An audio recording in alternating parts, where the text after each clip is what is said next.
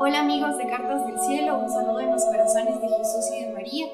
Espero que con la gracia de Dios todos se encuentren muy bien. Y bueno, en este día, que ya estamos en mayo, recordamos siempre a la Santísima Virgen María y hoy vamos a compartir un poco sobre ella.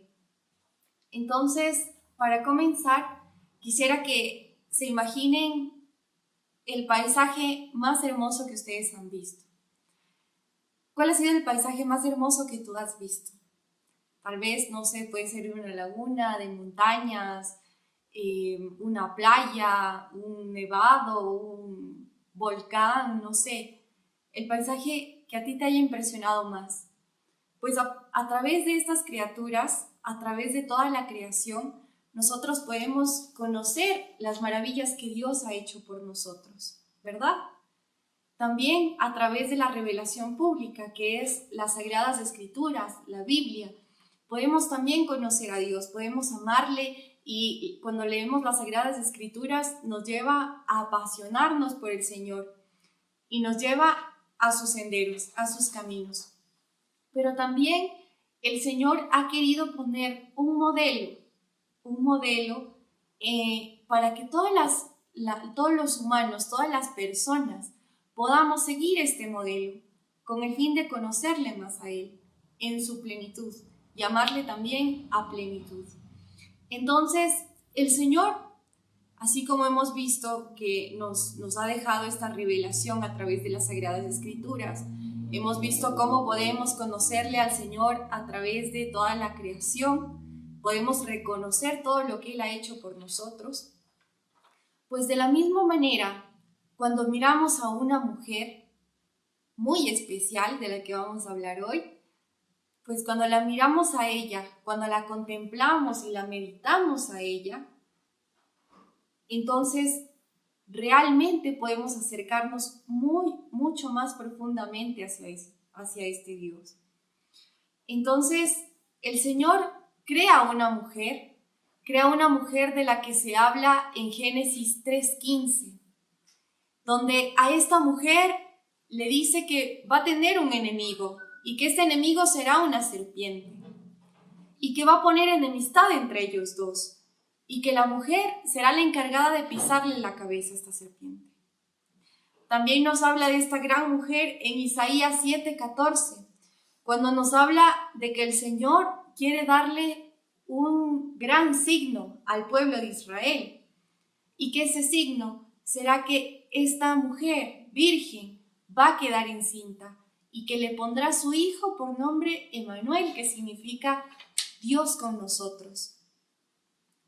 Habla también de esta mujer en los evangelios, por ejemplo, en Mateo, en el capítulo 1.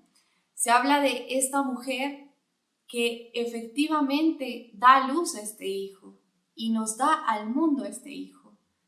Y más adelante veremos cómo toda la Sagrada Escritura también nos va relatando sobre esta maravillosa mujer, a quienes los santos la denominaban la depositaria, la administradora de las gracias del Señor, y también la fuente de las gracias, la fuente de todas las virtudes. Eso también le decían los santos, ¿a quién? A la Santísima Virgen María, de quien vamos a hablar en este video.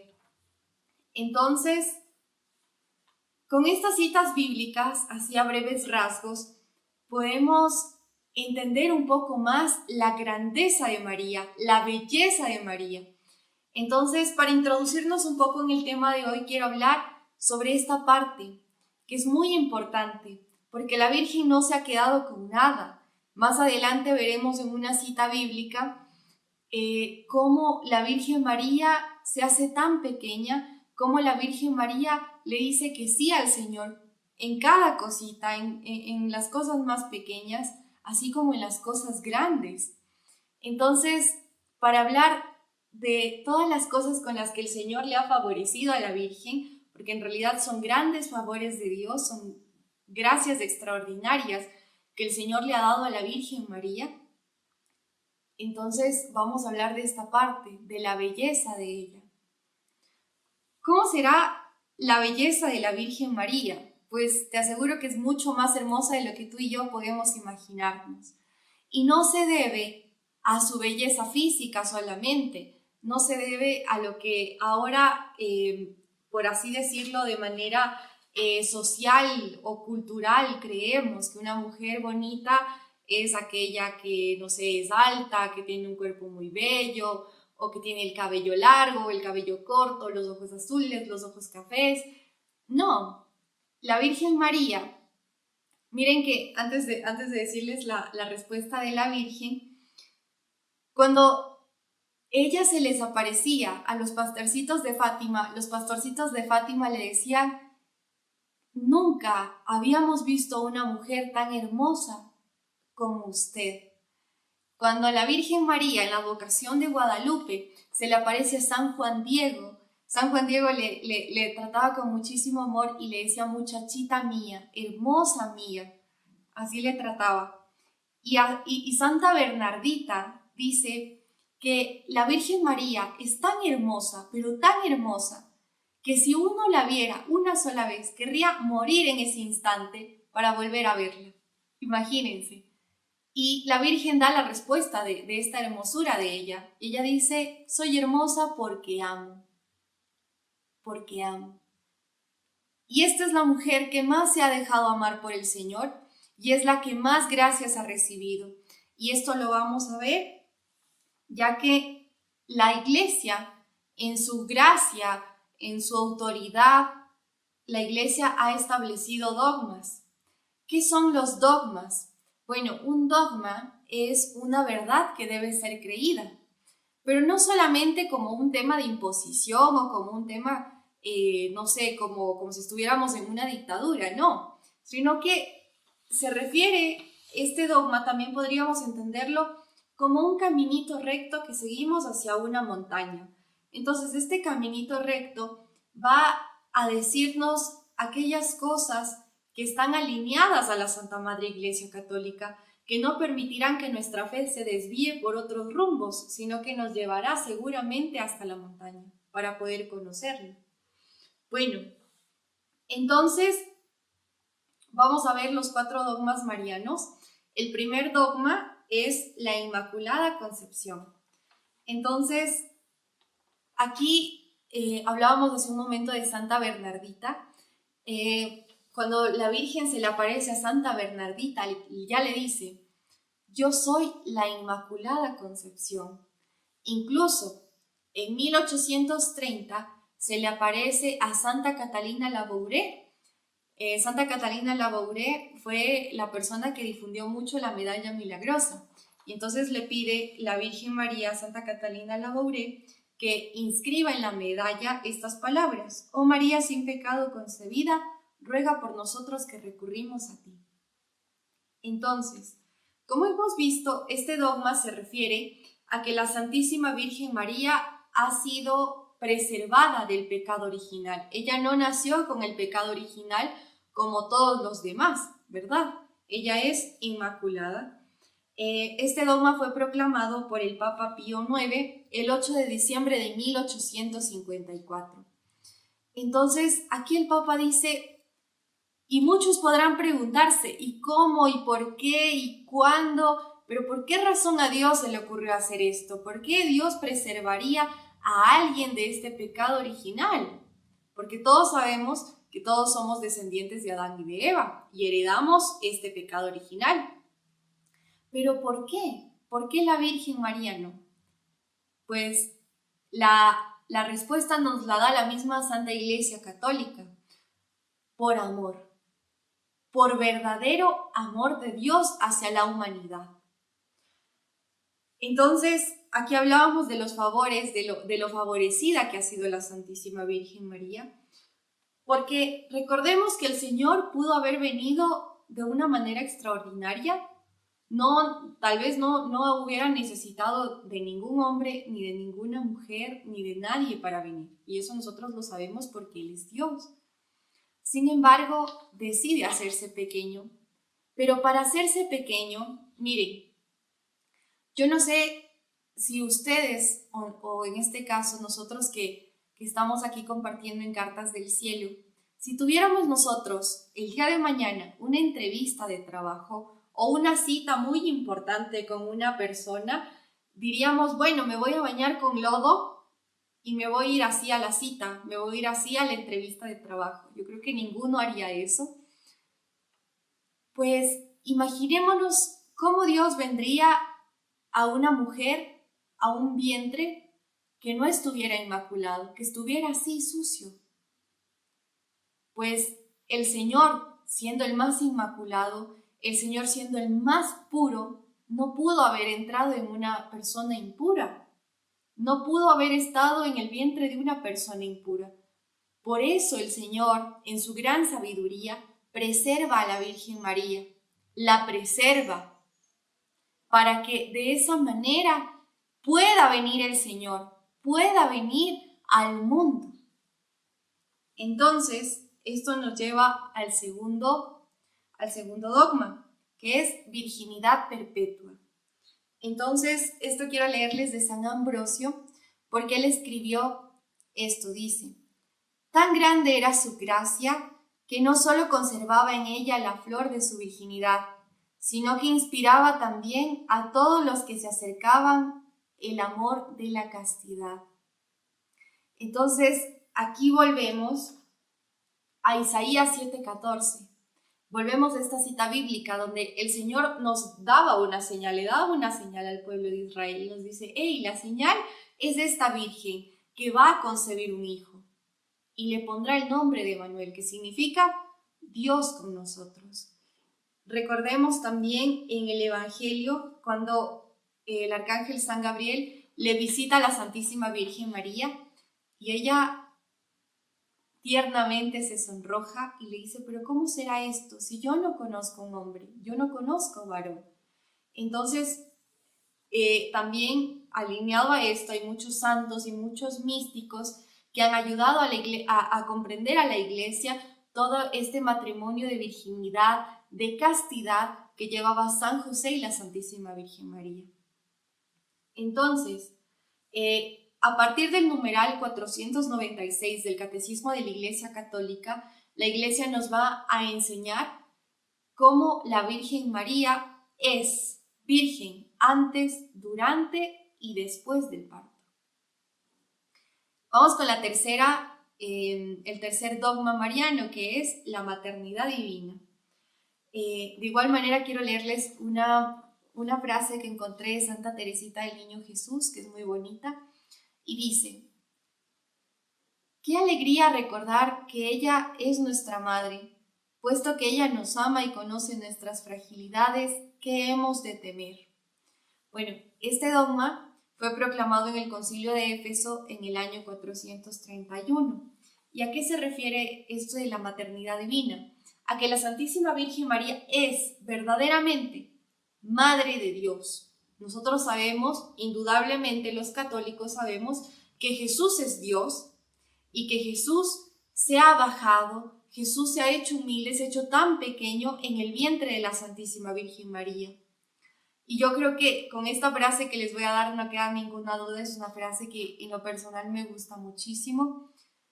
Y dice, la Virgen María le dio la vida a quien es la vida, le dio de comer a quien es el pan, le enseñó a hablar a quien es el verbo y le enseñó a caminar a quien es el camino.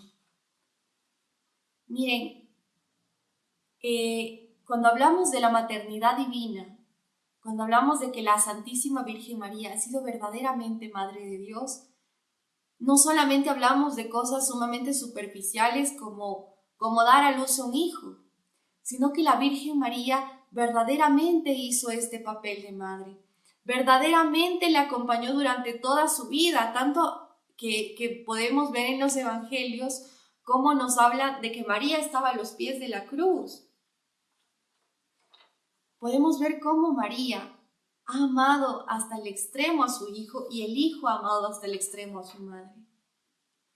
Tanto así que en esta maternidad divina la Iglesia no solamente habla de esta parte de que María es verdaderamente Madre de Dios, sino que también es verdadera Madre de nosotros, de toda la humanidad, porque ella a los pies de la cruz vuelve a dar su segundo sí.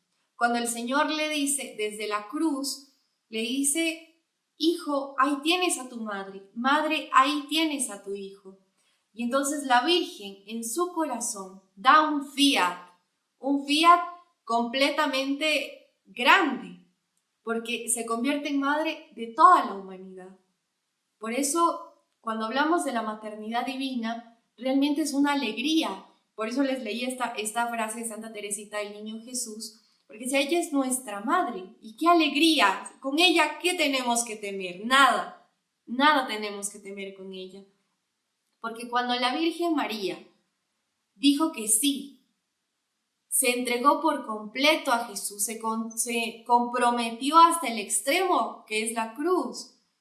Y ahora, a partir de la cruz en adelante, cuando la Virgen ha dicho su fiat a toda la humanidad, a este plan de redención, a este plan de salvación, entonces la Virgen María también se toma muy en serio que tú y yo vayamos hacia Jesús. Por eso ella nos busca incesantemente.